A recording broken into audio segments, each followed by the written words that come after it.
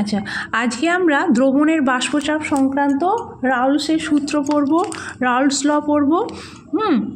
প্রথমে আমরা যে ধরনের দ্রবণ নিয়ে পড়ব সেটা হচ্ছে অনুদ্বায়ী দ্রাবের দ্রবণ, অর্থাৎ দ্রাবটা অনুদ্বায়ী, তার মানে দ্রবণের ওপরে যে বাষ্পটা থাকবে সেখানে শুধুমাত্র দ্রাবকের অণু উপস্থিত থাকবে, দ্রাবের অণু নয়। তাহলে দ্রবণের যে বাষ্পচাপ সেটা শুধুমাত্র দ্রাবকের দরুনই হবে, সেখানে দ্রাবের কোনো কন্ট্রিবিউশন নেই। এইবারে বিজ্ঞানী রাউল্ট তোমার বাষ্পচাপ সংক্রান্ত যে সূত্রটা দিলেন অনুদ্বায়ী দ্রাবের ক্ষেত্রে, সেটা হলো স্থির উষ্ণতা, অবশ্যই উষ্ণতা মেনশন করতে হবে। স্থির উষ্ণতায় কোনো অনুদ্বায়ী দ্রাবের দ্রবণের বাষ্পচাপ ওই উষ্ণতায় বিশুদ্ধ দ্রাবকের বাষ্পচাপ ও দ্রবণের দ্রাবকের মোল ভগ্নাংশের গুণফলের সমান। বিশুদ্ধ দ্রাবকের বাষ্পচাপ এবং দ্রবণের দ্রাবকের মোল ভগ্নাংশের গুণফলের সমান, অর্থাৎ দ্রবণের বাষ্পচাপ ইকুয়ালস টু দ্রবণের দ্রাবকের মোল ভগ্নাংশ ইন্টু বিশুদ্ধ দ্রাবকের বাষ্পচাপ। এইবারে দেখো ইকুয়েশান হিসেবে যদি আমরা লিখি তাহলে কি হবে, দেখো ধরা যাক যে নির্দিষ্ট উষ্ণতায় বিশুদ্ধ দ্রাবকের বাষ্পচাপ হচ্ছে BP0, তারপরে অনুদ্বায়ী দ্রাব আমি যোগ করছি ওই দ্রাবকে, তার ফলে যে দ্রবণ পাওয়া গেল সেই দ্রবণের বাষ্পচাপ যদি P হয় এবং দ্রবণের দ্রাবকের মোল ভগ্নাংশ যদি x1 হয়, তাহলে রাউলসের সূত্রানুযায়ী কি হবে, P equals to x1 P0। এটাই হচ্ছে রাউলস ল। P ইকুয়ালস টু অর্থাৎ দ্রবণের বাষ্পচাপ ইকুয়ালস টু দ্রবণের দ্রাবকের মোল ভগ্নাংশ ইন্টু বিশুদ্ধ দ্রাবকের বাষ্পচাপ। এইবারে আমরা প্লট করছি, দেখো প্লট করছি যখন আমরা দেখো এক্স অ্যাক্সিস বরাবর আমরা দ্রাবকের মোল ভগ্নাংশ নিচ্ছি, দ্রাবকের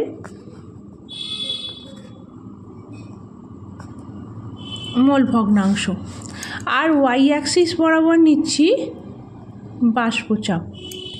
বাষ্পচাপ নিচ্ছি, ঠিক আছে। এইবারে আমার ইকুয়েশানটা কি, রাউলস ল বলছে P equals to x1 into P0, তাই তো, x1 ইন্টু P0। এবার দেখো এটা কি, এটা একটা মূল বিন্দুগামী সরলরেখার ইকুয়েশন, এটা একটা সরলরেখার ইকুয়েশন যেটা কিনা মূল বিন্দুগামী, তাই তো। এবার দেখা যাক x1 ইকুয়ালস টু যখন 0, তখন P এর মান কি, যখন x1 ইকুয়ালস টু 0 তখন P ইকুয়ালস টু 0, অর্থাৎ দ্রবণের বাষ্পচাপ যখন দ্রাবকের মোল ভগ্নাংশ 0 অর্থাৎ দ্রাবক নেই, তখন P ইকুয়ালস টু 0, ঠিক আছে, অর্থাৎ দ্রবণের বাষ্পচাপ 0, অর্থাৎ এই পয়েন্টটা, তার মানে আমরা পাচ্ছি 0 0 পয়েন্টটা। এই পয়েন্টটা কোথায়, এটা মূল বিন্দু, ঠিক আছে। এরপরে যখন দ্রাবকের মোল ভগ্নাংশ ধীরে ধীরে বৃদ্ধি পাচ্ছে, ম্যাক্সিমাম কত হতে পারে, 1 হতে পারে, তাই তো, 1 হতে পারে, কারণ x1 plus x2 equals to 1, দ্রাবের মোল ভগ্নাংশ প্লাস দ্রাবকের মোল ভগ্নাংশ ইকুয়ালস টু 1, ঠিক আছে। এবার x1 কখন 1 হবে, যদি x2 ইকুয়ালস টু 0 হয়, অর্থাৎ দ্রাব অনুপস্থিত, তখনই x1 ইকুয়ালস টু 1, অর্থাৎ দ্রাবকের মোল ভগ্নাংশ সর্বোচ্চ, সেটা হতে পারে 1। এবার এই ইকুয়েশানে বসাও, যখন x1 ইকুয়ালস টু 1 তখন P এর মান কত হবে, তখন P এর মান হচ্ছে আমার P0। তাহলে আমরা সেই বিন্দুটা কত পাচ্ছি, 1 P0, তাই তো। দেখো এখানে যদি এই বিন্দুটা হয়, যখন x1 এর মান যখন 1, তখন এখানে আমরা বিন্দুটা পাচ্ছি, তখন বাষ্পচাপের মান কত হচ্ছে, P0, ওকে। তাহলে এইটা আমরা পাচ্ছি, এটা মূল বিন্দুগামী সরলরেখা, ঠিক আছে, মূল বিন্দুগামী সরলরেখা। এটা হচ্ছে আমার বিশুদ্ধ দ্রাবকের বাষ্পচাপ যখন দ্রাব অনুপস্থিত। ঠিক আছে, তখন x1 = 1, এটা এখন ম্যাক্সিমাম, x1 এর মান ম্যাক্সিমাম 1 হতে পারে। ঠিক, আচ্ছা, এই গেল হচ্ছে তোমার অনুদ্বায়ী দ্রাবের ক্ষেত্রে দ্রবণের বাষ্পচাপ রাউলস ল অনুযায়ী এবং তার প্লটিং।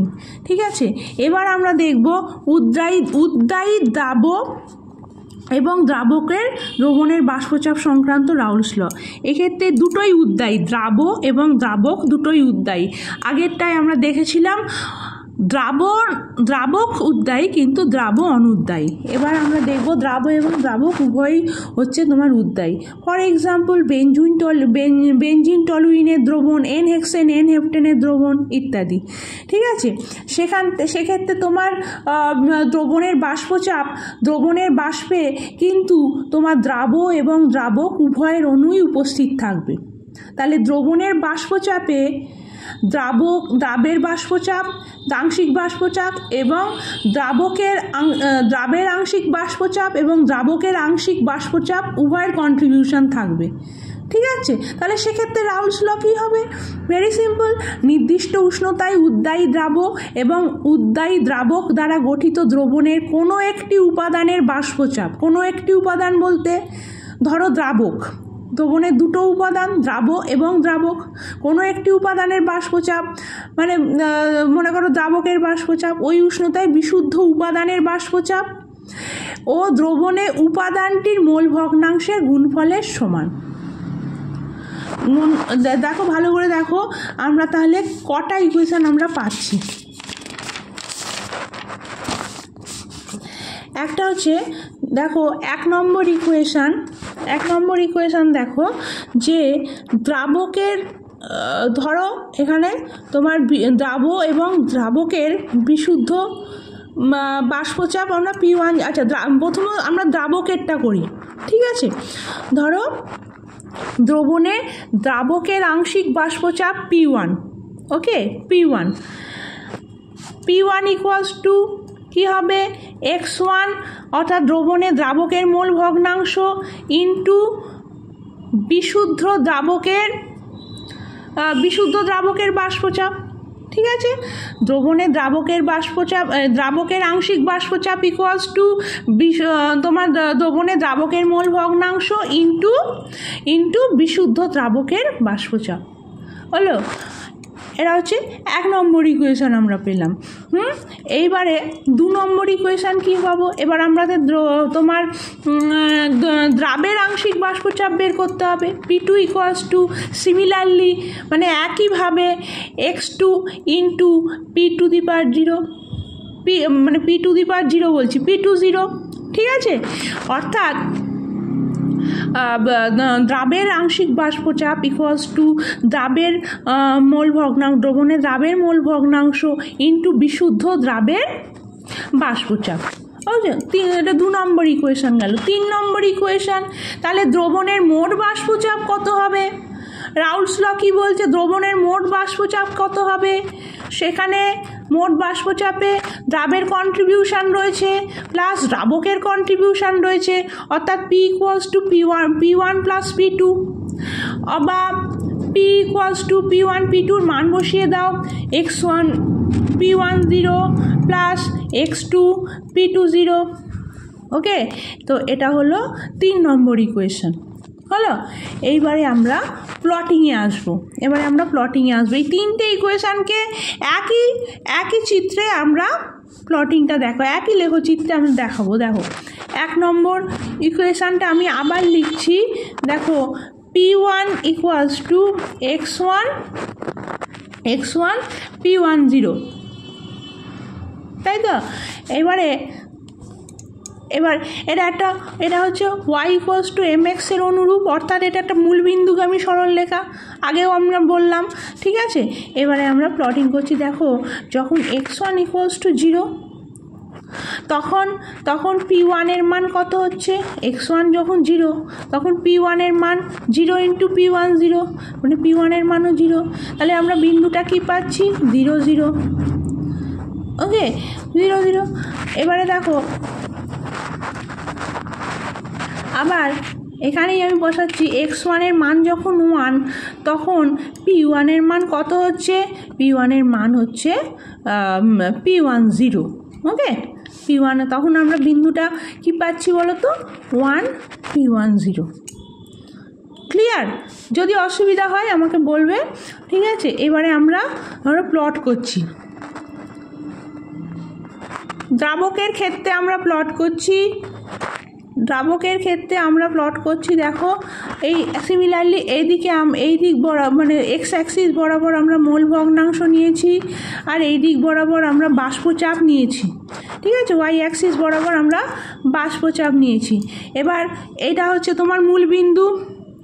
যখন x1 ইকুয়ালস টু, আমি এখানে লিখছি x1 ইকুয়ালস টু যখন 0, x1 ইকুয়ালস টু যখন 0 তখন তোমার হচ্ছে p1 এর মান 0, মানে এটা মূল বিন্দু, p1 এর মান তখন 0। আবার এবার x1 এর মান আস্তে আস্তে বাড়ছে, বাড়তে বাড়তে ম্যাক্সিমাম কত হতে পারে আমরা জানি।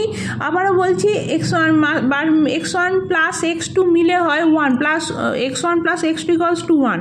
তাহলে x2-র মান যদি 0 হয়, যদি দ্রাব অনুপস্থিত থাকে, তখনই তোমার দ্রাবকের মোল ভগ্নাংশ 1 হতে পারে, তাই তো।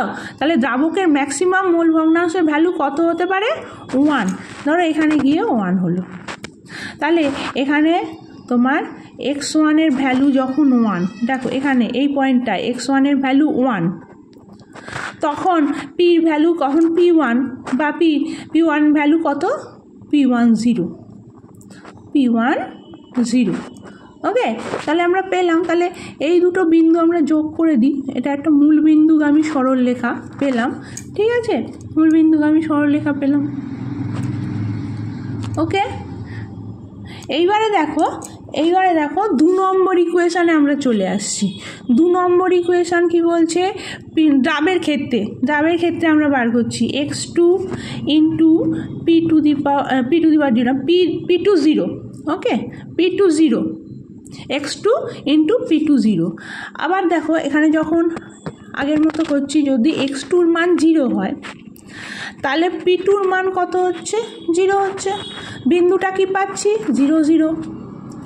আবার সেকেন্ড কন্ডিশন দেখো, যখন x2-র মান 1, সিমিলারলি ঠিক আগের মতো, যখন p2-র মান কত হচ্ছে, p20।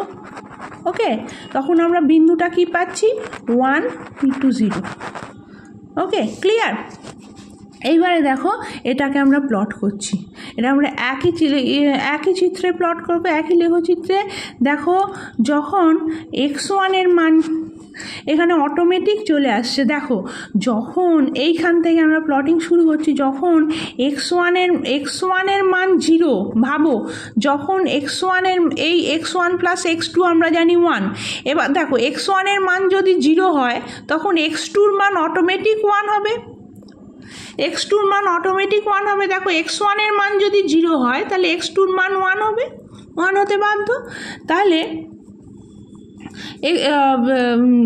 দেখো x2-র মান এখানে যদি 0 হয়, দেখো x1 এর মান এই বিন্দুতে অলরেডি 1, ঠিক আছে।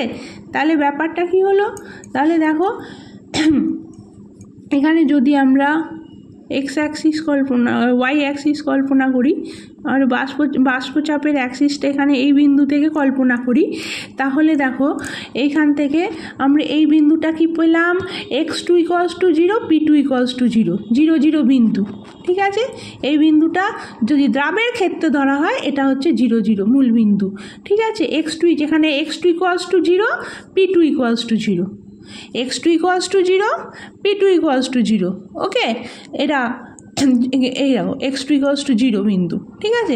এইবারে যখন x2 ইকুয়ালস টু 1 নিশ্চয়ই এই বিন্দুটাই হবে।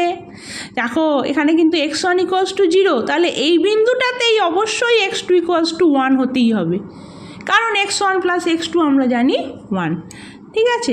তাহলে এখানে যখন x2 ইকুয়ালস টু 1 তখন p2 ইকুয়ালস টু কত, p20, ধরো এই বিন্দুটা p20, ওকে, p20, হলো। তাহলে আমরা আরও একটা লেখচিত্র পেলাম, যেটা হচ্ছে মূলবিন্দুগামী একইভাবে। ঠিক আছে, তাহলে এই যে লেখচিত্রটা, এটা হচ্ছে তোমার P2 = x2 P2 0 জন্য, আর এই লেখচিত্রটা আমরা পেলাম x1 P1 = x1 P1 0 জন্য। ওকে, x1 P1 0 জন্য। এইবারে দেখো, এবারে আমরা 3 নম্বর ইকুয়েশানে চলে আসছি। 3 নম্বর ইকুয়েশানে চলে আসছি। 3 নম্বর ইকুয়েশান কি বলছে? P =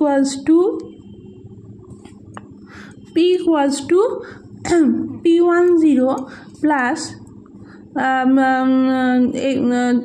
তোমার একবারে লিখি আমরা, P = x1 P1 0 plus x2 P2 0। ওকে, এবারে দেখো